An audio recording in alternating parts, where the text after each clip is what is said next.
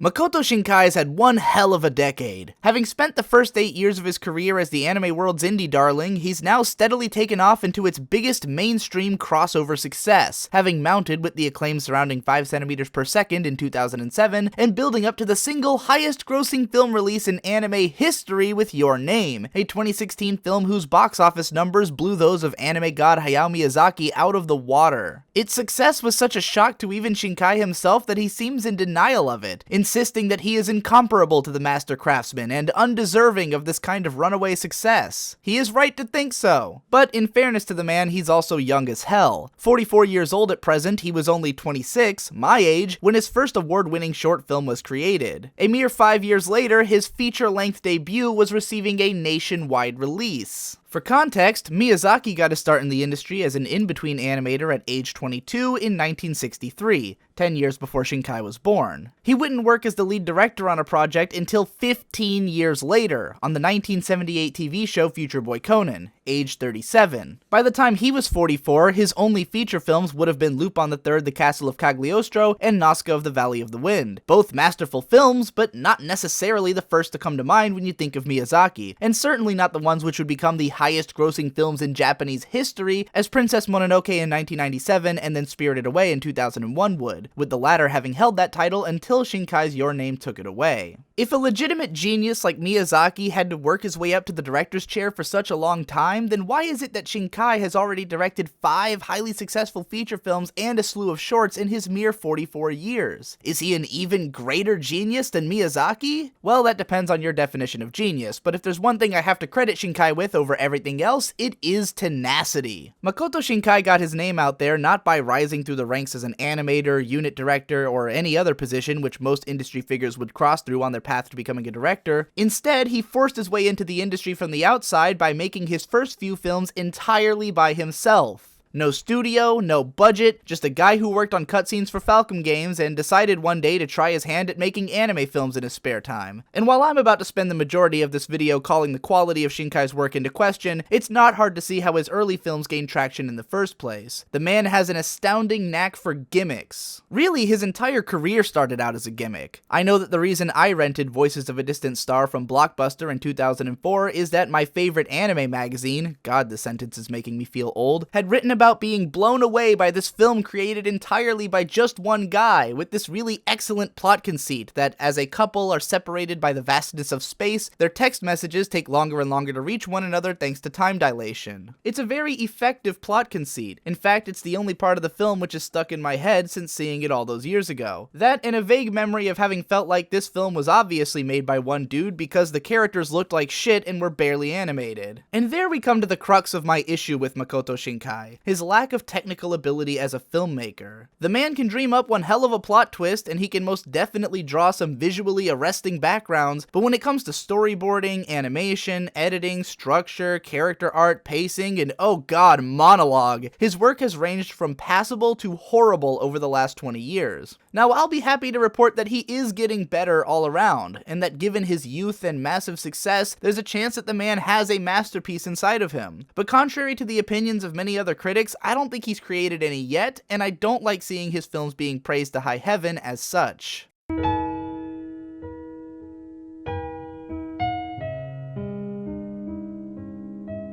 Shinkai's first gimmick was a 5-minute short film called She and Her Cat, about a cat and his owner, narrated by the cat, who seems to have some pointedly adult romantic feelings for the owner. It's a vignette of a moment in their lives, wherein the cat is taken in, witnesses and loves his owner's day-to-day activities, gets a younger, less mature girlfriend whom he keeps at arm's length, and gets moody over his owner's despair brought on by a phone call. It's just a cute, fluffy little thing without much impact, but people really seem to love it for some reason. Might have to do with the internet being a gigantic cat cult into which I've not been indoctrinated, but it's not as though I found nothing to like about the film. The scene of the cat talking to his girlfriend is edited pretty humorously, and the dynamic of his relationship with her, basically being kind of an asshole and using their age difference as an excuse to withhold his feelings from her, is kind of neat. But this is bookended with lofty monologuing about how the earth is turning on its axis and his owner's bodies are losing heat, or about how each of them would enjoy this world which is made silent by the snow, and I'm left to wonder, why? What What am I supposed to feel from this random, vaguely moody sounding monologue? What does it mean for them to like this world? It reads to me like writing which aims to sound deep, but isn't actually saying anything, and we'll encounter plenty of that throughout Shinkai's career, noteworthy as the man also wrote all of the films which he directed. Overall though, it's difficult to be mad at She and Her Cat, even if it doesn't do much for me. I can forgive that it's mostly a series of still images, and that the contrast between the hyper-realistic backgrounds and ultra-simplified characters is a little weird, because all this short film aims to do is to charm the viewer for 5 minutes. As one-man animated shorts go, it's nothing to scoff at, although I imagine it would have impressed far fewer people 5 or 10 years later when independent animated short films became commonplace on the internet worldwide. Voices of a Distant Star, on the other hand, is not so comparable to the average indie short.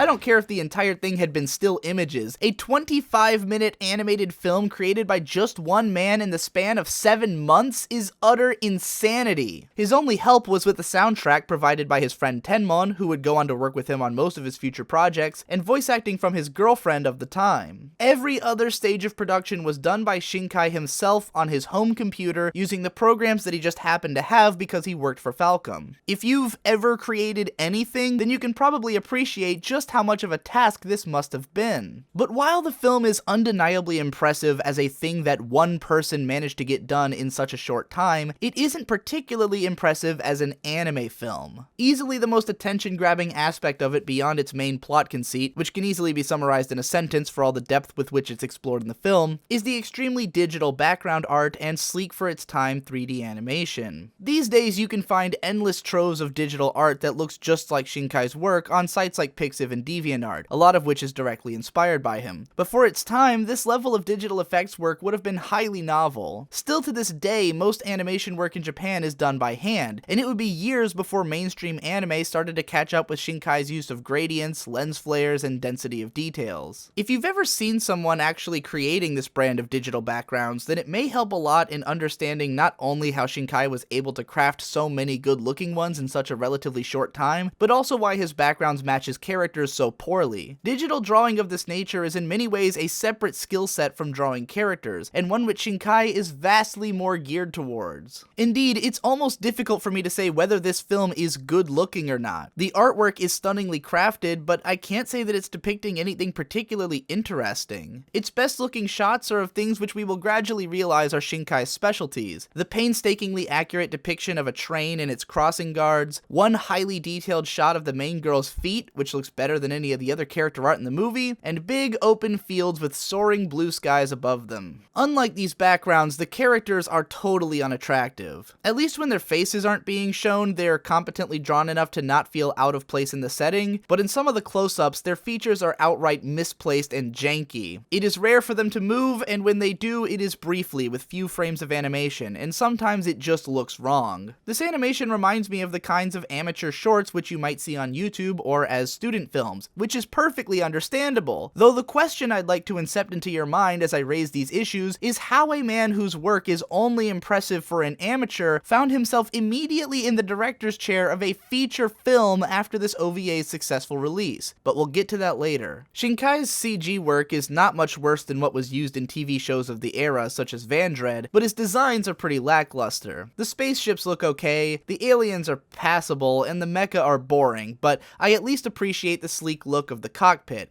which is obviously cribbed from Evangelion, but still. His action scenes attempt some level of badass drama, with huge blood sprays from felled aliens and lots of flying around and explosions, but the direction of these scenes just isn't strong enough to make them exciting, and the music isn't much of a help. While Tenmon may be known for his ability to craft melodramatic piano melodies, his action music isn't so memorable, especially in this case where it is obviously a budgetless digital recreation of orchestral sounds. Any of these issues I can overlook as a product of amateurism and working alone, but the film's writing is actually kind of a mind-boggling clusterfuck that I'm shocked it hasn't been more called out for in all of the reviews of the film that I've read over the years. For starters, this movie requires you to accept a pretty ridiculous gimmick right off the bat, that in a version of the year 2046 where an intergalactic space travel is possible, our main characters communicate via now already outdated cell phones across the vastness of space. At the start of the film, our leading lady drops drops a vapid line about how she had thought of the world as the range which her cell phone can reach, and then spends the rest of the film nonetheless somehow getting messages to her sweetheart from 8 light years away. But I'm not gonna harp on the utter insanity of this idea too much, because I'm almost certain that Shinkai was well aware of how dumb this was, and went through with it anyways because he was more concerned about the idea on an emotional level than on a practical one, which is also going to be something you'll need to put up with in all of his future films. If you aren't willing to at least accept this one gimmick, which is the main thing that makes the film relatable and interesting, then you might be totally unable to enjoy this movie. But this is hardly the only questionable conceit which the film works with, and as it went along, I found myself constantly bombarded with unanswered questions. For instance, why does the main character become a member of the UN army and get shipped on a dangerous mission across the cosmos when she's in middle school? And why does she continue to wear her middle school uniform while piloting a giant robot? I realize that these are questions which could be levied at no shortage of other anime that I might not even question this way, but there's something jarring about it in a film that favors such a photorealistic and melodramatic style. Better than any trope-related logic for the character being that way, I think that the answer is more in cinematic language. After all, by having such a young character and constantly reminding us by way of her uniform that she is still the same age that she was when she left Earth, the contrast with her boyfriend becoming an adult back home is much more strongly felt. Again, Shinkai has chosen emotional resonance over his film literally making sense, which might very well be a stroke of genius, and maybe even a core component of his success, but it's hard not to feel like it must have been possible to tell this story without it being so goddamn weird. Like, why is it that this girl only cares about texting her middle school boyfriend? Doesn't she have some family or anyone else that she ought to be contacting? If she knew she was going to be gone for the rest of her boyfriend's life, then why didn't she just tell him to move on? Did either of them really think they were going to maintain this relationship, which would inevitably get them seeing messages from one another only every few years? Actually, why do each of them have to wait for the other to respond before sending a message anyways? I would bet that if they both just sent messages constantly describing what they're up to, then even if their timelines are horribly misaligned, they'd at least have something like a feed of snapshots from the other person's life that they could get something out of. It just seems weird that if texting one another was so important to both of them, they wouldn't think of it more dynamically. Why does the movie suddenly get trippy for no reason like 15 minutes in when it doesn't really add anything to the narrative? Why does the world on Earth look exactly the same as it did in the year 2001 when intergalactic space travel is a thing? And what in God's name is the deal with the newspaper having an animated video embed? Like, seriously, what the fuck was Shinkai thinking with this goofy ass Harry Potter shit? He could imagine the goddamn newspaper becoming a video service, but not that cell phones were eventually gonna have touchscreens and not still rely on alphanumerical buttons? Come on, man. These questions aside, the real biggest problem with this movie is simply that the characters individually are totally uninteresting. We never get to know anything about them other than that they really love each other, and that their relationship is inevitably fatalized by distance. Much of their dialogue is obnoxiously vague and moody, not unlike the worst parts of She and Her Cat. At one point, the guy is making some lofty metaphor about the door which he won't knock upon, and I literally didn't know what he was talking about. I couldn't even really get a read on how his older self felt about the relationship between him and his former girlfriend because his narration was so vague and meaningless. It wouldn't surprise me if Makoto Shinkai had been aware of most of these problems himself. He certainly displayed a firm grasp of the reasons that his film was a success in an interview with New Type USA, stating that the appeal of the film was in its universal theme of communication as represented by Japan's most popular method of communication, texting, and also crediting the hype which surrounded him for having created the film entirely by himself to its success. I doubt that Shinkai had ever set out to create a masterpiece with this film. It was more like he cobbled together a bunch of his deepest interests, sci-fi, space travel, relationships destroyed by distance, and hyper-real rendering of the locations seen in everyday life, and built a story which would allow him to indulge in those. I am not surprised that creating a project like this would solidify a love of filmmaking and creating art in Makoto Shinkai, but I am surprised that it landed him a movie deal.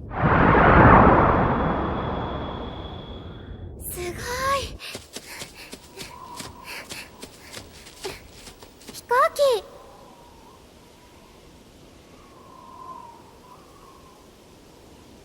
This may not be as shocking, though, in realization of how the film came about. Comics Wave Incorporated, the studio which produced this and every Shinkai film from here on out, was not exactly an animation studio until this film was made. Originally, Comics Wave was a licensing and distribution company that was created to manage independent films. After Voices of a Distant Star's disproportionate success for the company, they offered Shinkai to direct a feature film for them and then went around collecting staff in order to make it a reality. On paper, it sounds like an almost baffling risk to hire an independent filmmaker in his late 20s who hasn't ever actually directed any other staffers before to helm a 90-minute animated feature with a newly assembled team. But I guess Shinkai must really be some brand of genius because the film was a huge success, both critically and commercially, and took home a modest handful of awards. As early as the buzz surrounding this film was when Hayao Miyazaki's name started getting bandied around in conversations about Shinkai, as each of them had a reputation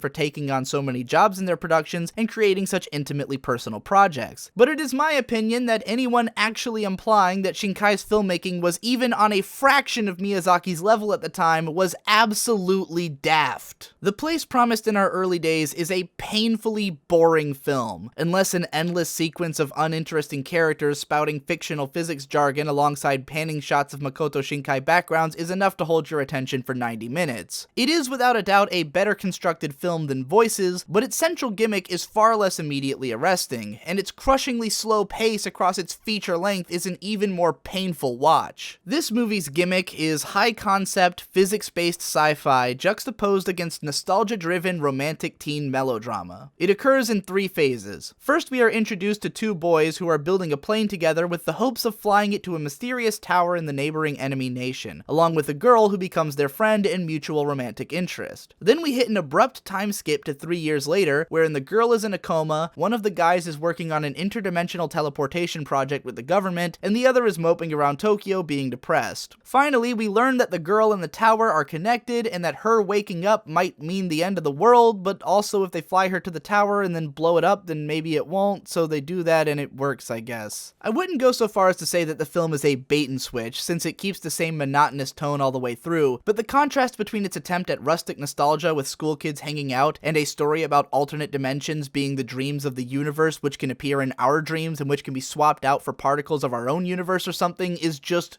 jarring. The first 30 minutes of the film are a cloyingly obvious setup for tragedy, if the title wasn't enough of one already. Our plucky protagonists don't have a care in the world beyond fulfilling their dream of flying to the tower, nor do they have a lick of personality. We basically watch them frolic in a field for half an hour and explain their emotions via narration until tragedy strikes, off-screen, and without impact. Jumping ahead 3 years, the story then plants us in a sci-fi laboratory which once again cribs cinematic style from Evangelion, but without nearly the sure hand of that series' direction. Rather than an evocative contrast, it's just kind of confusing until the film sets about dumping 30 minutes of exposition and boring conversations interspersed among incessant panning shots. Seriously, this movie is constantly sliding. Rarely are scenes punctuated with any energy, instead just fading between panning stills moving at the same rate for minutes on end. This might be the only film I've ever seen in which the attractiveness of the backgrounds slowly became an annoying distraction, and a persistent reminder of how boring the actual story is. Not helping is the way that so many of the film's shots are presented at pulled back, wide angles, rarely inviting us to actually get up close to our characters and feel some kind of connection to them. I constantly felt as though I was supposed to be paying attention to the backgrounds instead of the characters, especially in scenes wherein the camera would just abandon the characters entirely to fixate on some luscious background detail, such as the lights moving on the ceiling of a train, or lightning in a distant storm cloud, which in fairness is definitely meant to be an on-the-nose warning of drama soon to come, or this one ridiculous shot wherein the camera is placed under the rafters looking at 2 characters' legs who are standing perfectly still while a train hogs up most of the action in the far distance. Yeah, there's a lot of Shinkai's trains in this movie as well, to the extent that in the first 15 minutes there are 2 different transitions wherein a train interrupts a character's dialogue or train of thought. In fact, it's in this film that some of Shinkai's fixations really start to out themselves, each of which will be confirmed in his future filmography. Once again, our main characters are middle schoolers whose newborn relationship is fatalized by unavailability, which will be the entire plot of the next film. For that matter, the next will also mark 3 films in a row which feature a time skip to the male lead living a lonely life in the future in which there is seemingly another woman interested in him that he ignores in favor of his past love. In both this and the next film, that part comes packaged with the scene of the main character describing the monotonous depression that he's fallen into at great length over shots of him dicking around in his room and wandering the city. Honestly, the degree of fixation on this theme across all three films is to a point where it's hard for me to imagine that Shinkai didn't experience this almost exactly in his own life, but we'll touch on that more in the next film. Shinkai's foot fetish crops up again here, which we'll touch on more when we get to the actual foot fetish movie that he made 10 years later, and the extensive use of falling snow contrasted against rising steam from a space heater and hot drinks will come up in the next film too. Even the needlessly trippy hallucination scenes are back, alongside a group of middle schoolers who for some reason are insanely capable plane mechanics and physics technicians. Seriously, look at the plane that these kids were somehow building in their spare time as a passion project. Where the hell could they have even found the materials for that thing? Many of Shinkai's flaws as a filmmaker bubble to the surface again here too. Once more, our character designs are generic and unattractive, though at least this time they are always on model and even occasionally well animated. Early on, there's a really great looking ice skating scene which kind of dwarfs the rest of the film in quality, which is particularly strange because it has almost nothing to do with anything. Ice skating is never even mentioned in the film outside of this sequence, and I'm still not sure what it was there for. Shinkai's moody narrative voice is back in full force and more obnoxious than ever thanks to the dry delivery of the actors, each of whom sounds like they're performing a particularly boring audiobook. Which is appropriate, because Shinkai writes his monologues as though he's writing a novel, with characters describing their emotions at great length and through lofty metaphors, while little is done in the actual filmmaking to convey how they're feeling. This is the aspect of Shinkai's style which most makes any kind of stylistic comparison to Miyazaki particularly baffling. Miyazaki also writes most of his own films, but seemingly places as little dialogue into them as he can get away with, often not even writing the script until the film is already in the animation stage of production. Shinkai, meanwhile, feels more like he's drawing background art for a visual novel. The only emotions which he actually knows how to portray visually are longing, despondency, and melancholy, all of which are emotions that a pulled back camera focusing on the backgrounds is effective for. Even without fully utilizing the strengths of the animated medium, it wouldn't be impossible for Shinkai's style to work if only his writing wasn't so shoddy. While I can at least say that his dialogue is a lot more natural and decent sounding than his incessant monologues, each of his attempts at story crafting somehow leaves a relatively bare-bones and flimsy narrative nonetheless full of glaring holes. Once again, we face a film whose greatest flaw is that there's really nothing to the characters beyond their basic settings. By describing the plot of the film before, I have already established all that is worth saying about them. Backing those then is a multi-genre narrative which stumbles awkwardly at every turn. The first scene to take me out of the experience was one wherein the girl is about to fall into a lake and is rescued by the boy. There's something very stilted about the dialogue and acting in this scene, as if Shinkai needed there to be a moment like this in the early nostalgic part of the film, but didn't know how to make it feel natural. Later, there's an added undercurrent of political thriller which totally changes the feel of the movie every time it comes up, culminating in a sudden spurt of violence that feels way out of place and isn't really capitalized on with any kind of tone shift from that point onwards. For some reason, a little tangent is slipped in about how the two older characters had done the exact same thing in their youths, building their own plane and having their own mutual girlfriend, and I'm not sure what the hell this generational parallel was supposed to add besides feeling unbelievable and forced. After the kid's dumb-looking plane finally takes off is when we enter the most hilariously tone-deaf scene in the film, wherein the main kid flies through the midst of an aerial battle on his way to the tower. At first, this musicless, sound effect-driven action scene is kind of a nice change of pace, but then the aftermath of a plane explosion leads to a huge-ass blood splatter landing on the windshield of the plane, and I couldn't help but laugh. I don't know what part of a plane explosion would lead to a huge puddle of blood independently rocketing through the air, but this edgy-ass attempt at ratcheting up the tension was utterly hilarious. Let me not give the impression, though, that this film is entirely devoid of merit. If I had to point to its most functional and evocative element, it would be the existence of the gigantic white tower ever looming on the horizon. At one point, a character literally describes its metaphorical purpose, calling it a symbol of something that can't be reached, can't be changed. This is without a doubt the most resonant idea in the film, even before it's ham-handedly explained, as is the final conflict of either saving the girl or saving the world, one which a character also spells out in dialogue. This is not a subtle film. Compared to Voices of a Distant Star, it makes far better use of transitions, and even features at least one well-crafted scene. It's when the girl steps off of the train, and the camera's series of fixations gets us right into the perspective of the guy who likes her so much, a technique that is used pretty often in anime, especially fanservice shows, but is still well handled here. It is easily the hardest thump in the film's heart, which otherwise spends the bulk of its time flatlining. Aside from that, I like this part where the girl shows up to the mechanic's place and he gets embarrassed about having his shirt off, but that's about it. There are things about the story of this film which I still don't understand, like how or why it was necessary for the girl to be a conduit for the alternate dimension visions of the tower, or how exactly blowing up the tower counterbalanced its effects, but these seem like questions that I'm not supposed to think about. At its core, this is a very basic film about a childhood promise being fulfilled and the coming of age of its protagonists, but it is among the blandest of any of the films to have ever told this story.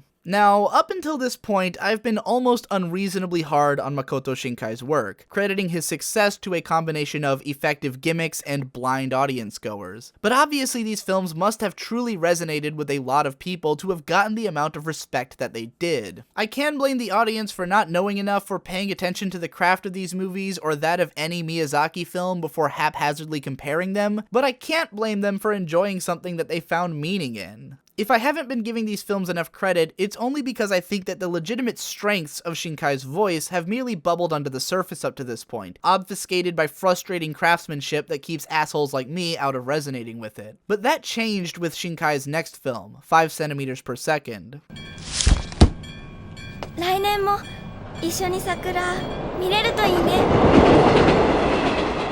I'd go so far as to say that this is actually a great film, even if it shares some of the others' flaws. What makes this one different is that Shinkai's strengths are placed front and center, without any extraneous bullshit or gimmicks getting in the way. I mean, the film does have gimmicks, but in this case they contribute to the core message of the work more so than being its foundation, or mere aesthetic dressing which the actual plot fails to follow through on with its emotional delivery. This time, the fact that our doomed romantics are in middle school isn't an unreasonably weird detail for a sci-fi film, but the perfectly normal foundation of a decade-spanning drama. The time skips are a huge part of the point this time, and the endings redoubled focused on the emotional effects of a fatalized romance on the lifestyles of its characters has way more impact than anything Shinkai's handled so far. Even his weird obsessions, like characters being cut off from one another by passing trains, are actually used to stunning effect here. With this film, I feel like Shinkai finally succeeded at making the point that he was trying to make with all of his work up until then, and perhaps finally exorcised the demon of a relationship fatalized by distance from his mind, since his next film would at last move on from that concept. Our gimmick this time is that this technically is not one film but 3 short episodes, totaling an hour in length, with the last episode mostly being comprised of a 5-minute music video. Each of these shorts tells the story of one period in the main characters' lives. First, a summary of the brief but intensely loving relationship of 2 elementary school students who are separated by distance at the start of middle school, but meet up one last time to confirm their feelings for each other before moving away. Next, we follow the guy into his high school years and learn about another girl who falls in love with him, but ultimately realizes that he is still yearning for someone else and gives up. Lastly, we enter the adult lives of the original characters, witnessing not only how they never got back together, but moved on into wholly different lives which we only understand in glimpses. While the first and second episodes are both effective enough little romantic stories, it's the third which gives the film meaning, and intensifies the emotions of the first 2 stories tenfold on rewatches. Knowing that these characters will eventually be forced by the crushing weight of time and distance to move on without one another, even when at least one of them never feels anything as meaningful in his life as the love that he felt as a child, gives weight to the emotions of the younger characters from an adult perspective. In this film, it is not being forced into a faraway galaxy or a coma that terminates the relationship. It is the simple lack of presence in one another's lives, the increasing realization that the pain of trying to maintain hope in this relationship's possibilities is just not worth going through forever. It's the overwhelming knowledge that this this is not going to work, and that the faster you can move on, the less painful the rest of your life will be. And then in turn, the realization that moving on isn't as easy as it seems, and that maybe this pain is never really going to go away, and nothing is ever going to feel that meaningful again. Watching this film for the third time right after having rewatched The Place Promised in our early days, I was honestly shocked by just how many of my criticisms of that film were addressed in this one. No longer does the camera seem afraid to put its characters front and center, nor do we linger on any shots for longer than we need to. In spite of this, the background art is vastly more visually interesting than before, not content merely to draw a realistic location, but one that is distinct and eminently memorable. I was struck by just how much of the imagery in this film has stuck with me, though in fairness, I've seen most of it a lot more times than I have the other films, which itself may be a testament to how much more inviting it is to revisit. Shinkai's character designs are still terminally boring and generic, but at least this time they are more consistently animated, and about 100 times more emotive. While this film still features an abundance of narration, almost everything expressed in that narration is also expressed in the cinematography, to the extent that if the narration was cut from the film, then it probably wouldn't be that much more difficult to understand what's going on. Said narration is still moody as fuck, but this time there isn't a single totally cringy metaphor in the film, except for at one moment when it seems appropriate, after the characters kiss for the first time and the guy tries to explain the overwhelming emotion that he's overcome with. Unlike the previous films, this one actually explains why the main characters fell in love, and gives us a little bit of time with them in the early stages of their relationship. Like those films, this one is also loaded with on-the-nose symbolism, but it doesn't quite beat you over the head with it like the storm clouds in Place Promised. In the first story, our main character's journey to be with his lover one last time requires conquering an incredible force of nature in the form of a blizzard, and when he makes it to the girl, she is waiting next to an enormous furnace, a warm light at the end of this long, cold tunnel. In episode 2, the new girl is constantly failing to surf in parallel with her failure to confess her feelings, which she even points out at one point. However, just as she eventually conquers the surfing challenge but still fails in love, so too does our main character fail in love in spite of having conquered nature before. Also in that part, a space shuttle is sent on a lonely voyage to the end of the galaxy, which our hero seems to internalize as his romanticized idea of the pain which he's experiencing on his lonely voyage to one day reunite with his lost love. In this film, the other women who surround our main character after the time skip are actually fleshed out characters, one being the entire focus of the second episode, and another being at least touched on in a scene of her breaking up with the guy after years of tepid dating. Whereas the lengthy description of the main character's life with depression in Place Promised felt kind of out of place, and ended up being absolved when he saved his lover and got a happy ending, this time the depression hits like a hammer when we realize that it is totally unresolved. While there are several scenes of characters being interrupted by trains in this movie, the second to last shot of the film is the first time that one is truly powerful, when the guy waits for the entire length of 2 trains to pass only to confirm that his former lover has moved on. While I will shortly argue that 5 centimeters per second is not a masterpiece by any stretch, the extent to which Makoto Shinkai seemingly recognized and addressed his own shortcomings in this film may very well be a sign of genius. Film crit Hulk recently wrote while covering Donald Glover that true genius is not being perfect on the first try, but the speed at which one can correct course and do something better next time. And it's way too easy to imagine some other filmmaker correcting less than half of what Shinkai did in between these 2 films. I could continue to praise things that this film does well which the others failed at, like how the main character's trip on the train in episode 1 actually feels like a significant trial and has a sense of tension to it, which spikes when he loses the letter that he was planning to give to the girl, or how this film contains moments of real humanity and warmth, like when the first girl breaks into tears as soon as she sees the boy, and how they sleep together under a blanket in the shed, and how the second girl checks her hair in the mirror on her bike before the guy she likes shows up, and later poses on her surfboard after successfully riding her first wave. But while these are moments of effective filmmaking, the film still suffers overall under the fact that the characters are nonetheless seriously fucking boring. While they are understandable and relatable and deal with universal feelings of love and loss, as individuals there is nothing interesting about them. They're more like ciphers for the audience to be able to connect with a certain set of emotions, mere templates of human beings for us to project onto. The film is also an incredibly simple story which perhaps belabors the point a bit much. Like the previous films, I couldn't help but feel that the amount of time spent indulging in the tone was in excess of what was needed to communicate said tone, and like there wasn't enough meat in the film to justify its runtime. It is often said of Japanese cinema that there is a critical difference in pacing and a different sense of value in what should be focused on. This is true, but if you've seen enough Japanese film, then you'll know that the exceptional ones aren't just showing you nothing for their whole run. My Neighbor Totoro is a relatively slow, simplistic film, but every moment and scene conveys some emotion, or is timed humorously, or has its own unique sense of wonder. At some point in episode 2 of 5 centimeters per second, I'd stared at so many scenic shots of rural Japan that they all started bleeding together, and I wondered if this particular story needed as much time as it took to make its point. Episode 3 mercifully has a very different approach, actually cutting together a pretty broad swath of time and scenery into a tight and heart-wrenchingly effective sequence. The harsh cut to music video always takes me by surprise with its suddenness, and while I think that the editing of that segment is way too on the nose with timing the images to the music, it is nonetheless my favorite part of the movie. But that's mostly because One More Time, One More Chance might very well be one of my favorite songs. Unlike the surrounding film, this song is a masterpiece, owing to Masayoshi Yamazaki's incredibly pained and passionate vocal performance that keeps building on itself in greater enormity and over a broader instrumental palette until it is crushingly massive. I honestly wonder if this film couldn't have more effectively been reconfigured into just a music video for this song. It almost works that way as is, but it's just a little bit too esoteric to completely sell its drama without the rest of the film backing it. While I don't think that this film is a masterpiece, I do think it's very nearly a classic, if only because it embodies the concept of a relationship fatalized by distance so acutely. It's what enters my mind anytime I even think about that concept, and it introduced me to the song which I most used to indulge in that feeling. It certainly must have struck a chord with me in its imagery too, as I even made an AMV out of this movie 6 years ago, to the song A Meeting Place in Time by Woods of Ypres. No, it's not good and I'm not linking it, but the imagery of that song matched that of the film so perfectly that I think both are vitally potent shots of a certain idea.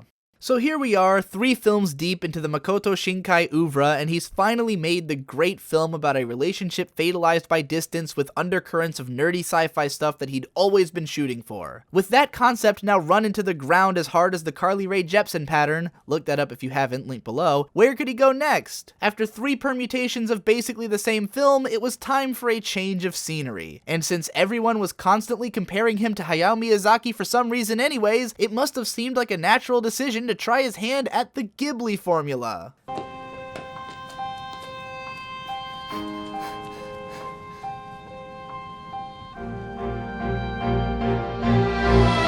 The first time that I saw Children Who Chase Lost Voices was at the North American debut during Otakon 2011, wherein Shinkai came out and spoke after the film. I can't tell you what he had to say about it though, because I passed out around 20 minutes into the movie, and when I woke up during the credits, my friend, a diehard Shinkai fan at the time, was so offended with how much he hated the film that we didn't even stick around for the Q&A. In fairness though, we were really fucking tired. Finally, having watched the entire film for the sake of this analysis, I can safely say that it is Shinkai's worst, and I'm honestly shocked that it wasn't completely critically panned. There is no other way to put it. This is an off-brand Miyazaki film, and watching it as a Ghibli fan is flat out embarrassing. The amount of direct references to Miyazaki's work, both in the visuals and narrative, is to an extent that greatly exceeds tribute into the realm of ripping off, but with so little understanding of what to do with those components as to be comical. Essentially, this movie is Castle in the Sky, but if the main character was just a vaguely archetypical Ghibli girl, most strongly resembling the older sister from Totoro with dashes of Kiki and Chihiro thrown in. The film opens on a sequence of her running around in the mountains as Ghibli girls are so often wont to do, which is bizarrely quiet for some reason. Like, there's no music and barely any sound effects, and it feels fucking weird. Our girl has a cute little animal companion, of course, and spends her time chilling in a clubhouse cave playing with a magic radio. Actually, I really want to know how this clubhouse cave came to be. Like, is this a natural formation? And if not, then was it originally built built for some purpose other than as a clubhouse? And who the fuck carried that shelf up the mountain? I can easily enough imagine that maybe one of her parents drove it up in a car at some point in the past, but the entire existence of this thing just feels like a stretch to me. Following our girl's everyday life, we find her to be kind, energetic, and hardworking, just like any proper Ghibli girl, besides early film Chihiro. We watch a hurried interaction with slow-moving old people like that scene from Totoro, meet a stern-faced, mysterious pretty boy a la Haku or Howl, see a group of bad guys in suits a la Castle in the Sky, and watch the bad guys senselessly murder an ancient guardian creature a la basically all of the above. I can't possibly list the innumerable animations and facial expressions which are lifted straight from Ghibli films, but let's just say that the more time you've spent with Miyazaki, the more you'll recognize his hallmarks copied here. All of this is kind of bizarre, given the way that Shinkai has always seemingly tried to distance himself from comparisons to Miyazaki. These compliments have usually been the product of the Western media, which tends to view any breakout success in Japanese animation as a competition to find the next Miyazaki. But it's easy to find plenty of interviews in which Shinkai not only states that he is no Miyazaki, but even that he thinks it's foolish to try and copy him. I've seen interviews in which he states that while Castle in the Sky was the first film that he paid to see in theaters and that he's both a fan and admirer of Miyazaki, his style has always been pointedly different and not really comparable at all. So then why did he renege on all of that and make a goddamn Miyazaki ripoff? Believe it or not, there is an answer. According to Shinkai, the use of a Ghibli-esque aesthetic in this film was in order to convince children to see a movie about coping with death without hesitation.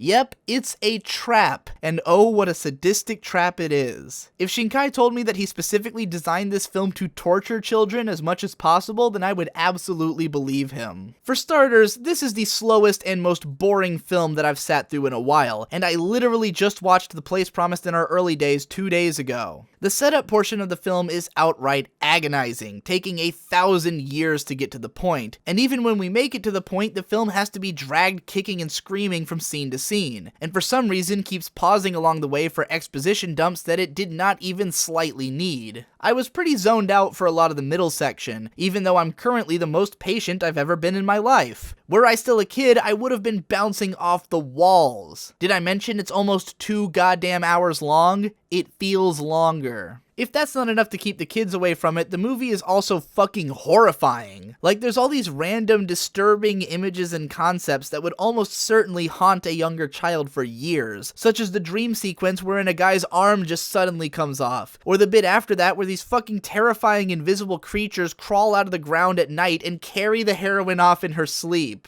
Also, they are later revealed to have mouths like the mass-produced angels from Ava, and one of them strangles our girl while she haphazardly tries to fire a gun at it. Oh yeah, there's like a shitload of guns in this movie for some reason. The military stuff really clashes with the film's general aesthetic, which I do think was the idea, but it's still fucking weird. I want to chalk this up to Shinkai's personal taste though, considering that CG trains and shots of feet have found their way in here as well. Incorporating these elements feels like some kind of big misunderstanding of the fundamentals of Hayao Miyazaki's work. Like, sure, for family films, his movies are often dark and even violent, and are capable of conveying very heavy and serious messages, but they don't exactly have giant blood sprays from dudes chopping monsters in half, or a guy's eye like exploding out of his face because he put his dead wife's soul into the body of a 12-year-old girl. I know I'm harping on about this Ghibli thing a lot, but it's just that I can't imagine anything more misguided than attempting to wholesale copy the incredibly individual style and voice of a man literally regarded as a god in the world of animation. But hey, let's try and highlight some of the positives of this movie. For one thing, the backgrounds are heart-stoppingly beautiful. I know that people say this about every Shinkai film, and each one had definitely been mind-blowing in the era that it came out, but this is the first one that still holds up today as something totally stunning for most of its run. Shinkai has finally delegated character design to someone more competent, and while the designs are nothing to write home about, they at least don't have pudding faces, and everything is way more animated than ever before. That's all the positive things I have to say. I really hated this movie. As for my laundry list of complaints, I don't even know where to begin. Let's start with how the message of this film is painfully obvious right from the beginning. It basically beats us over the head not only with the fact that it's a film about loss, but that it thinks you need to get over that loss and move on. It harps on this fact for the whole fucking runtime, and the only thing that makes it sink in for the main characters is when their plans to magically bring the dead back to life just kind of fail. And even then, it was really only the adult guy who was trying to do anything. I mean, it's basically implied throughout the whole movie that the girl has to do this this mission so that she can cope with loss, but she actually doesn't have to at all and is basically there for no reason. We are told early on that her dad's been dead since she was a kid, and it's never implied for even a second that she's had trouble dealing with that. It seems like a pretty normal part of her life, considering that she prays before his little shrine every night. Our girl, whose name is Asuna by the way, guess how I was able to remember that one, meets a mysterious boy who saves her from an ugly monster and seemingly has superpowers and hangs out with her for a little while, and then later we find out that apparently he was found dead in a ravine. Asuna immediately jumps into denial over this, but at no point does she get up and decide that she has to bring him back to life. She really kind of stays in the denial stage throughout most of the film, before jumping straight to acceptance at the end. Her entire place in the adventure isn't even really of her own doing. She happens to get accidentally dragged in by the dead guy's younger brother, and then her teacher has plans to make this adventure to the land of the dead anyways, so she just sorta tags along. There's a bit later in the film wherein the wise village elder guy says that everyone set out on this journey as a cry for help, and all I could think was, no they didn't, asshole, she literally just got dragged into it. The only scene we actually get of Asuna being unable to handle loss is when her little pet friend decides to stay behind and she suddenly flips fucking shit over it. The film itself tries to suggest that these are parallel emotions to what she felt for the guy at the beginning, but it doesn't even seem like that would be the case. Honestly, I feel like the most natural reaction that she could have had to hearing about his death would be to question who the fuck he was in the first place, since his presence was pretty goddamn conspicuous. Tons of little structural and logical things bothered me about the film too. On the structural end, we've got all the exposition, which tends to be done by way of two characters sitting in chairs and talking about shit. These discussions also tend to involve allusions so blatant that it's just a part of the text to make the connections, like how the entire journey is being compared to the Japanese legend of Izanagi, even though the entire mythical undercurrent of the film is based in Sumerian folklore. It's weird and kinda lame that the whole early part of the film has the characters setting out to find the lost world of Agartha, and then they just kinda do, like immediately. Once they're there, they just sort of wander around aimlessly until the plot clarifies a more concrete destination within Agartha. Later in the film, we have to watch one of those dumbass, totally forced third act action scenes wherein 3 men on horseback are prevented from a very important chase of 2 people on foot because 1 kid on foot with a sword is in their way, which would be fine if the kid was a mega badass, but his sword skills seem on par with each of the guys that he's fighting. The other 2 guys could literally have just both rushed his sides at once and he wouldn't have been able to stop them. And I guess that gets me into the logical problems, such as, when Shin shows up and Asuna thinks that he's his dead older brother Shun, why doesn't Shin just clarify who he is immediately, instead of only insisting that he isn't Shun for 5 whole minutes while he runs around getting Asuna involved in his bullshit? During one exposition dump, we are told that many people have invaded Agartha and see footage of a bunch of dudes with guns mowing down the citizens. So if people are coming here all the time, why is there a mythological level of doubt about its existence? Why isn't it on the public record? Why haven't the secrets of conquering death permeated the surface world?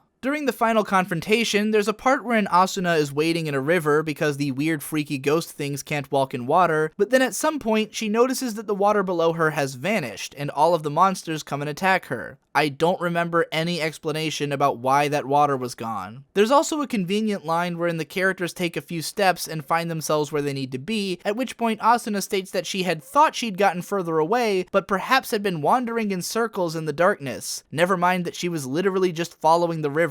Besides these nitpicks, I find myself fundamentally disagreeing with some of the film's mindset. While I can agree that moving on from the pain of loss is important for your mental health, the film's insistence that death is just a natural part of life that needs to be accepted is not something I can agree with. See CGP Gray's Why Die video for more on that. Whether you have to accept dying or not though, I'm not sure this film ever actually bothers to teach a lesson. Like, what's the takeaway here? Obsessing over your dead wife to the point of summoning a Sumerian deity to resurrect her will probably cost you an eye and not even work anyways? Okay, thank you Shinkai for teaching me that one. Towards the end, Shin describes having to deal with death as humanity's curse, and then Asuna retorts that she thinks it may also be a blessing.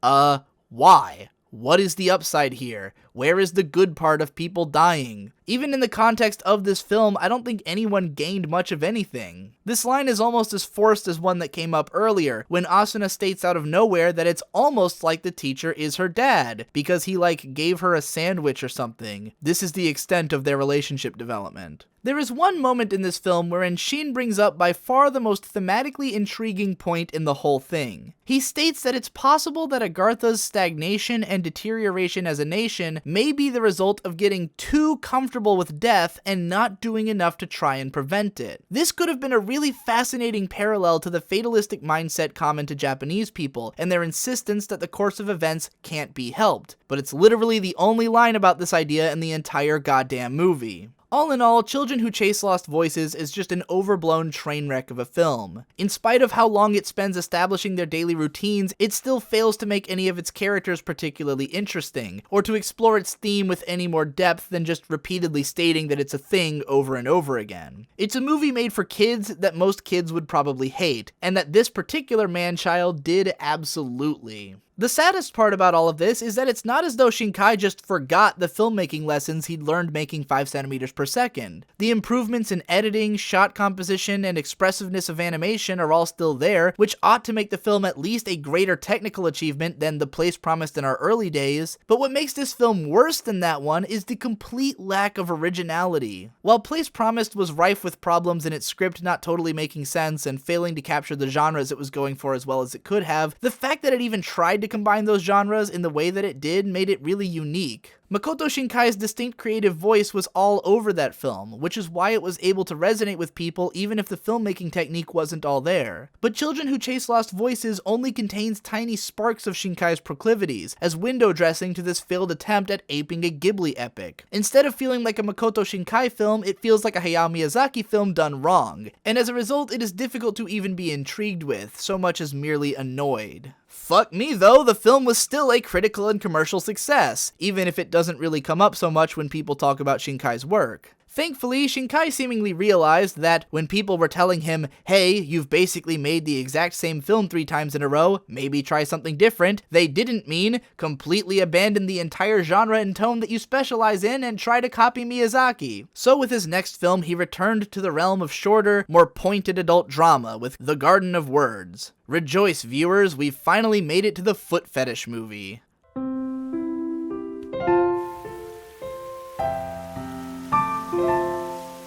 From a technical standpoint, The Garden of Words is a massive step up from Shinkai's previous work. In fact, I don't even have any major complaints about its craftsmanship. Shinkai returns to his root genre of contemplative, slow-moving, adult-oriented romantic drama, but this time he's telling a story about a high school boy falling in love with an older woman. And while I could still describe that as a sort of gimmick, in this case the narrative feels natural enough and the characters have enough personality that it actually feels like a story, rather than merely an expression of its theme. If I'm hesitant to say that it's Shinkai's best film yet, it's only because being a well-crafted story might not be as memorable as capturing the essence of one concept so potently as 5 centimeters per second did, but I nonetheless think that this film blows that one out of the water on every technical level, and does so in an easily watchable 45 minutes. Some of the film's strengths are the result of finally doing things which needed to be done all along, like actually crafting realized characters, and some of them are the result of Shinkai continuing to improve on his specialties. This was the first of his films wherein the artwork was so overwhelmingly captivating that it successfully held my attention throughout the slow-moving opening act all by itself. Not only do these backgrounds depict achingly beautiful environments that I wish I could be standing in, but there is almost constant movement and detail going on, all without pulling too far away from the characters or failing to get intimate with them. The character designs are finally something which I might describe as good, and while the film isn't incredibly heavy on animation, what is there looks as fine as it needs to, and the film never feels under-animated or ugly. No doubt about it, this one is a visual feast, and makes Shinkai's previous work look far less impressive in retrospect. Even the music is better than ever before, owing perhaps to the excision of constant collaborative composer Tenmon and the replacement with post-rock musician Kashiwa Daisuke, whom I had no idea had made this soundtrack, but I am familiar with his program music albums for their good reputation in post-rock circles. I realize that a lot of people love Tenmon's compositions, and that the man has gotten other work in the industry thanks to his reputation created with Shinkai's films, even doing the soundtrack for Surezure Children this year, but personally I was never all that impressed with the music in any of Shinkai's films up until this point. I don't know if I'm alone in that, but considering that Tenmon's collaboration with Shinkai began with the two of them being friends who worked at Falcom together, I like to think that as Shinkai developed as a filmmaker and wanted to keep shooting for greater heights, maybe he just thought he could do better by not limiting himself to one composer. All I can say is that there were moments in this film wherein the music actually struck me, and I'm chalking that up to the change in musician. But more importantly, this film has characters, with personalities, and lives, and a dynamic. They aren't just ciphers for the audience to project onto, but living entities with goals and struggles that aren't the result of outside forces keeping them apart. It's almost as if this one were an actual movie. Seriously, a lot of what I'm about to praise in this film wouldn't even sound all that impressive in a more general context than a rundown of Shinkai's work, which is why this is still no masterpiece. But let's celebrate the man's improvements, shall we? In this film, we meet a young man and a late 20s woman who are both sort of falling off of society's course for opposite reasons. The boy is on a quest to grow up quickly and skips as much school as he can to work on his passion for shoemaking. Meanwhile, the woman suffers a mild arrested development, feeling that she hasn't really changed or matured much in the last 12 years, and quietly struggles under some hardcore workplace drama and minor health problems. Over the course of the spring, they continually meet up in a gorgeous park on rainy days, and each is increasingly fascinated with the other, the boy viewing the woman as a portrait of the adulthood that he's trying to catch up with, and the woman viewing the boy as an embodiment of the youth which she can't move on from. As the film progresses, we see how this relationship is at once necessary to these two people, but also probably unhealthy, as the kid runs headlong into unnecessary trouble, and the woman runs away from confronting her problems. By the end, each of them recognizes that perhaps the other wasn't entirely the solution which they'd envisioned them to be. Now, a lot of what I just described was interpretive. Even though this film features persistent narration like the others, there is enough going on with these characters and their dynamic that they can also be read into beyond just what they think about themselves. Moreover, while the film is never judgmental of its characters, we can easily see that both have problems. The boy is rash, quick to overreact, and knowingly pushes all of the blame for his falling in love with the woman onto her in a very harsh rant at the end. The woman, meanwhile, is so desperate for something to distract her from the bullshit going on in her life that she ignorantly strings this kid along, even though she has every intention of moving away soon. So these are not perfect people, but they are totally understandable. Our perception of the woman changes as we learn about her situation over the course of the film and find her to be largely pitiable. The boy, while he has a lot of growing up to do, also shows a ton of passion and potential, and I could easily put myself into his shoes as someone who also spent my senior year of high school blowing off class to write my anime blog. Outside of these two, every other character in the film has a fleshed out life, and there are hints of more complex relationships than we've previously seen. Perhaps the most subtle detail in the entire film is when the woman is on the phone with her ex-lover, who is still helping her out with some of her issues, and we briefly glimpse the shadow of another woman in his window, assuring us that he's moved on from that past relationship, even if he's still in contact with his ex. Our main guy's got a young mom who dates even younger guys, and his older brother is moving out to live with his girlfriend. Looking at this family, it's easy to see why he'd be in such a rush to grow up, both to take himself out of his mom's hands and to imitate his mature older brother. Certain elements of the film which had bothered me at first were actually alleviated by the end. Shinkai's penchant for annoyingly vague dialogue and narration rears its head again, but it feels more in line with the characters' personalities. In their first interaction, the woman quotes a tanka poem at the boy, which had infuriated me at first, but it's actually not only something that he gets stuck on for a lot of the film, but he even throws it back in the woman's face in his rant at the end, calling her out on how obnoxious it is to speak that way, and holy shit was that ever satisfying for me. I even felt like this justified the characters' insistence on referring to their metaphorical inability to stand and walk, as the film acknowledges that they are being childish assholes. I think a part of this film's intrigue can be attributed to its understated sex appeal as well. Obviously, the taboo nature of the character's relationship, which is multiplied when the woman turns out to be a teacher at the boys' school, is tantalizing in itself, as nothing is sexier than forbidden love. But then there's also the thinly veiled foot fetishism, something which can easily be recognized as sexual, but which can also exist in a non-sexual context. Here, the boy sizing the woman's foot so that he can make her a pair of shoes, but the more intimate purpose of the scene is made abundantly clear by the reverent musical sting and lovingly crafted foot artwork. I'm almost proud of Shinkai for managing to put his fetish front and center for once. My only real complaint about this film is the ending song, which is a little bit too upbeat sounding for the tone of the finale. After the guy rails the woman with harsh insults and then she clings to him crying, explaining why she needed him as a crutch in her difficult time, a song chimes in that to me suggested they were about to become a happy couple or something, which is not at all the case. Their relationship essentially ends there, so I feel like making something a little bit moodier might have been more appropriate than a song which merely matches the themes lyrically. Still, The Garden of Words is a solidly constructed film in every sense that it could be, and is likable enough for what it is. But there's still something holding it back from really becoming an exceptional film, namely that it just isn't very interesting. It's pretty much just a straightforward contemporary drama with some nice artwork, but very little to connect with on an emotional level or anything really in the realm of thematic depth. It's just, you know, a good normie movie. And that's something I'd really like to emphasize about Makoto Shinkai. His films have a lot of normie appeal, which might very well be the biggest part of where all those goddamn Miyazaki comparisons come from. It's not often that the anime industry even tries to punch outside of its strike zone with mainstream appeal, though in recent years it seems like a lot of studios are finally catching on that may be where the money is, see Kyoto Animation. In the few days that I spent watching TV Tokyo trying to learn Japanese last year, don't ask me what that was about, 5 centimeters per second actually came on in the middle of primetime TV. If Makoto Shinkai wasn't already a household name in Japan after the success of that film and The Garden of Words, then he most definitely was about to become one in 2016. Which brings us at last to the highest grossing anime film in history, Your Name, with a 125-minute runtime and enough ideas to make this into the longest section of the video, so strap yourselves in.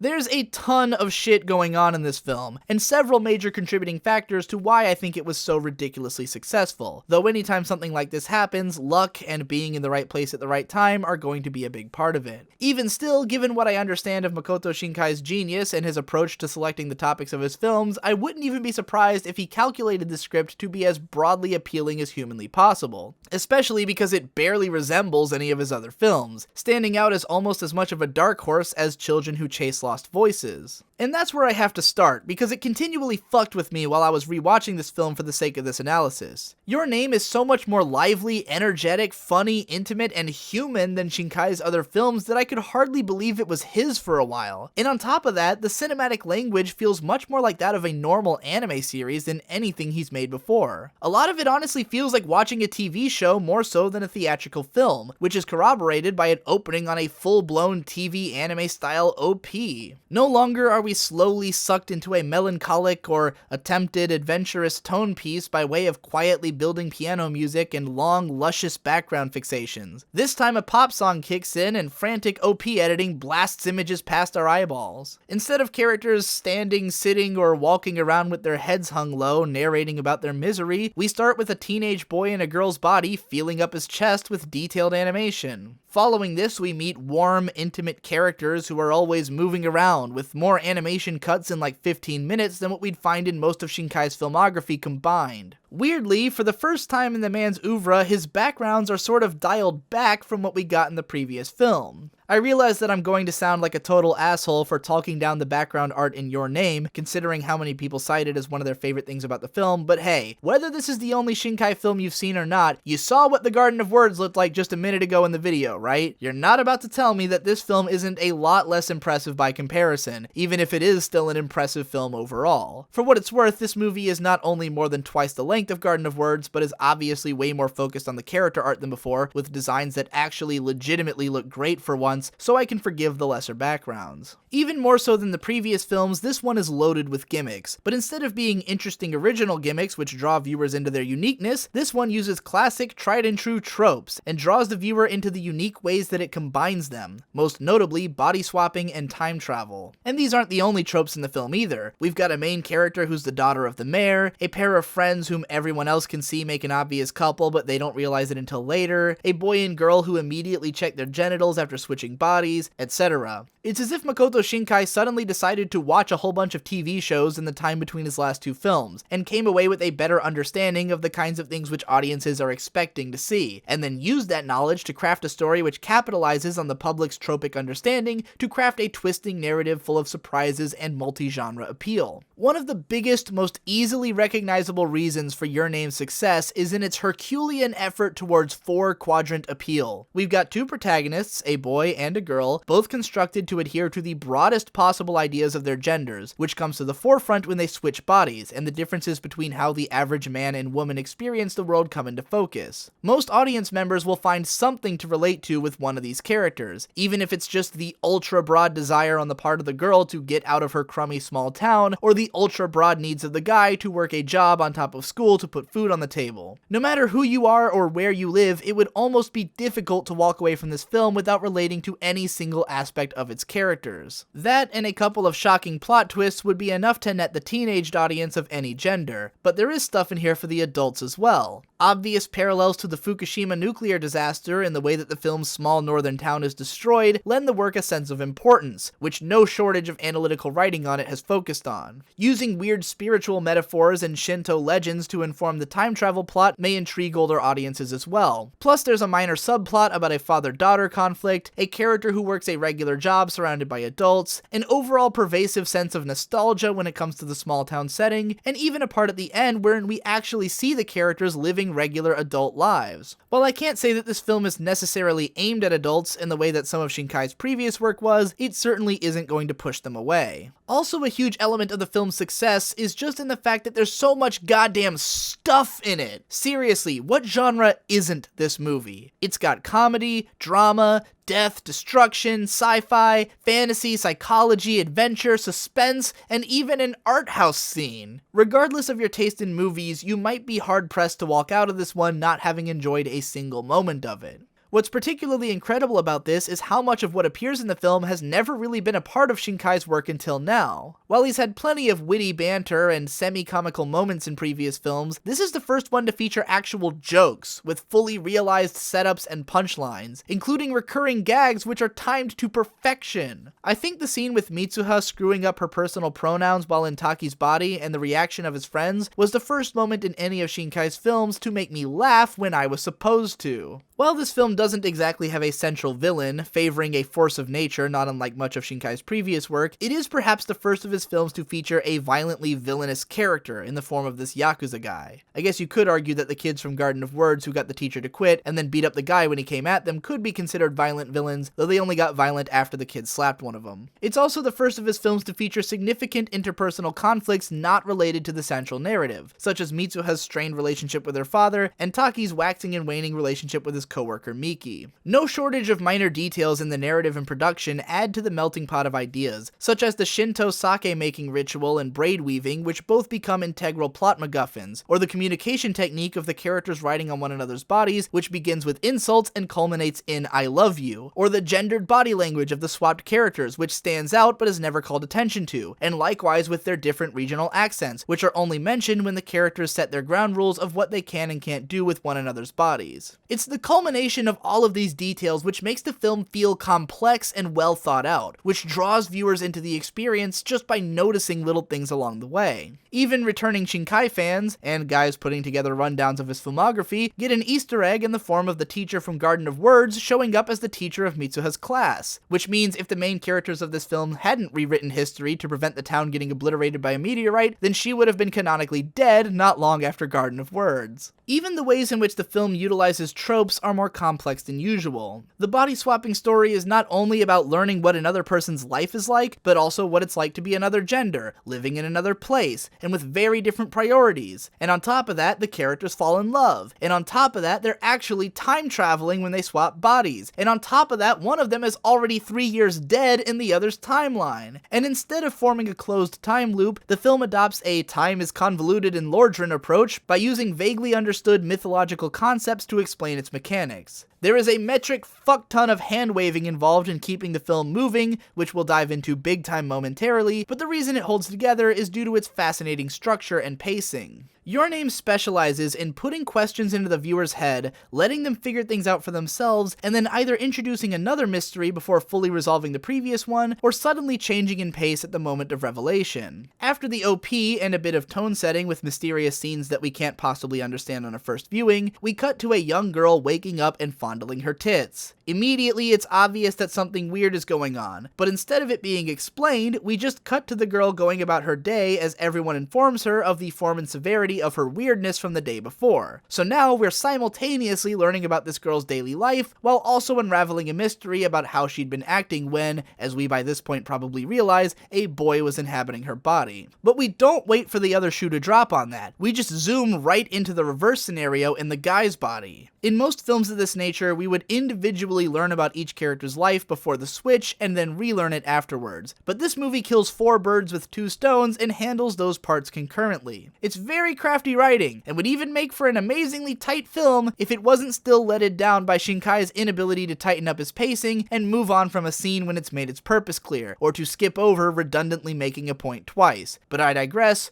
We'll get into my complaints later. The moment when this film really springs to life is when, after the slow-moving opening act, the other shoe finally drops for the characters about what's really going on, and then the film jumpstarts its pacing massively with a musical montage that chronicles a large swath of the characters' time spent acting as one another, motoring through cliches and plot details alike, while narration on top of that fills us in on all of the rules and mechanics which the characters establish together. I honestly believe that this scene is a stroke of total fucking genius. First of all, it's such a wake-up call for the film to suddenly jolt to life and start blasting through vignette stories, which can easily be comprehended thanks to the incredible amount of work that's already gone into establishing these characters' lives. Secondly, it not only makes the film look smart, since it rattles off so many details and necessary trope cliches all at once, but it also makes the audience feel smart, since it seems to have faith in the idea that you're already familiar with this type of story, and therefore don't need to be bored with the rigmarole that you're used to, instead being delivered a heavy load of characterization and development in one neat little package, while the film makes room for itself to charge into an even bigger conceptual direction. But that's not all that's genius about this scene. What the sudden shock of the film getting really good and fast all at once does is to distract the viewer from thinking about it too much. It's because the bulk of the actual time traveling and body swapping happens in such a concise montage that we don't get the chance to really stew on the mechanics for too long, or notice any of the amazingly huge plot holes that become apparent once you take the time to analyze it. I also think that this montage functions as a sort of episode break in the middle of the film, moving us into a new chapter with a new tone and definitively transitioning to the second act. It's at this point, however, wherein Your Name starts to break down just a bit for me, and I find myself increasingly distracted by how much of it is kinda bullshit. Granted, I do think that this film puts up a decent amount of armor with which to protect itself from being hated on the rewatch. Right from the start, there's a bunch of imagery and dialogue which only really makes sense on a second viewing, giving you something to think about as you go back through. But given that I had already recognized holes in the storyline while thinking about it after my initial viewing last year, I couldn't help but to prod at the film on a second go-through and to see more of it cave in. Before I get into the really nitpicky stuff, my biggest problems with this film, as with most of Shinkai's work, are that it's just kinda boring and not that interesting. As usual, each act of the film drags on for longer than it needs to, and gets me just to the edge of my patience before moving on, to the point that I feel like my investment in the story is constantly waxing and waning. This is at its worst in the needlessly extensive climax sequence, which goes on to way beyond the point where it's already conveyed its emotional intentions. It feels like a weird attempt to shoehorn an action-adventure climax into a heretofore relatively low-key rom-com, and I wasn't all that interested. While the characters are well fleshed out and realized, they are also just about as generic as they could possibly be. Almost 100% of the intrigue in this film is carried by the plot, and how it gear shifts between genres and crazy twists. Mitsuha's conflict with her father, one of the more potentially interesting themes which the film could explore, is woefully underutilized, ultimately feeling like it was placed in the film primarily so there could be something to overcome in the climax. Then there's the stuff that I just wasn't really sold on, like how the film suddenly turns into a love story. Most of the time that the characters spend switching bodies, they seem furious with one another, but then I guess they get a little bit curious about each other, and then all of a sudden the film is explicitly telling us, in the roundabout way of having Taki's coworker just somehow detect it, that he's fallen in love with her. I guess I can accept that spending enough time in someone else's world would cause you to develop a kinship with them, but I really would have liked to see more of that happening, or perhaps a definitive moment between them in which they realized their love for one another, as opposed to the film just abruptly transforming into a love story so that there can be something at stake when the mystery gets revealed. Worse yet, the love between the characters continues to ramp up just by way of the film's tension build. At the last point that they hear from one another before the twist, the characters are only just realizing their love for each other, but in spite of grappling with losing memories and contact with one another, by the point where they meet across time on top of the mountain, they seem to be totally obsessed with each other. It's not that this is a logical problem with the film, but it just didn't really sell me on their romance all that well. I was also annoyed with the way that Taki's friends just kind of suddenly become an adventuring party with him when he goes to seek out Mitsuha's village. It feels weird to see Miki, just having essentially called Taki out for obviously having emotionally moved on from her, to just invite herself on this journey to meet whomever he's been talking to apropos of nothing. It's painfully obvious that these two friends were clumsily shoehorned into the journey so that there would be a supporting cast for Taki to bounce off of while he's traveling the country. I wouldn't even be surprised if there had originally been a version of the script in which Taki had just taken this journey alone, but when Shinkai realized that he couldn't make it feel like a lengthy and significant adventure without killing the pacing under too many quiet scenes, he injected these characters into the sequence to keep the dialogue going. Their placement in the story attempts to justify itself by first having them assist in investigating the village, which is just kind of weird considering that they don't really know shit about what's going on, and then by having them talk about Taki, in a scene wherein Miki states that someone must have changed him recently, which doesn't really tell us anything other than to reassure us that Taki didn't just hallucinate everything which has happened so far. This isn't the only point at which the ones and zeros of Shinkai's filmmaking technique become a little bit too visible, though I at least appreciate some of them. For instance, after attempting to visit Taki and discovering that he doesn't recognize her, Mitsuha gives him her hair ornament and then gets a haircut. We only see her like this for a moment before the reveal of the plot twist, but the next time that we revisit her will be with Taki inside of her body. Throughout the oncoming scene, this hairstyle change really sells the feeling that we are watching Taki rather than Mitsuha, and also distinguishes the two more strongly when we cut to flashbacks of Mitsuha with her normal hair. When the characters finally meet on top of the mountain, Taki ties the string back into Mitsuha's hair so that she'll be identifiable as herself, or perhaps even a combination of the two of them emotionally when she returns to her own body for the climax. It's a very clever setup for increasing the visual impact of these scenes, but once I noticed it, I couldn't shake the feeling that Mitsuha cutting her hair would have been totally unnecessary if not for trying to make this incorporation happen. Less impressively scheming than that detail is the bit in the climax wherein we suddenly start cutting to news broadcasts and footage of the comet from all over the world, in order to increase the emotional magnitude of the finale. Considering that the disaster only really affects this one small town, it feels maybe a bit tacky to try and escalate the tragedy to a scale where all eyes on planet Earth seem to be witness to it, but that's not really a big deal. More distracting for me was how far the film went in relying on emotional logic to keep its plot moving, but while piling on so much magical realism that I started to lose the film's train of thought.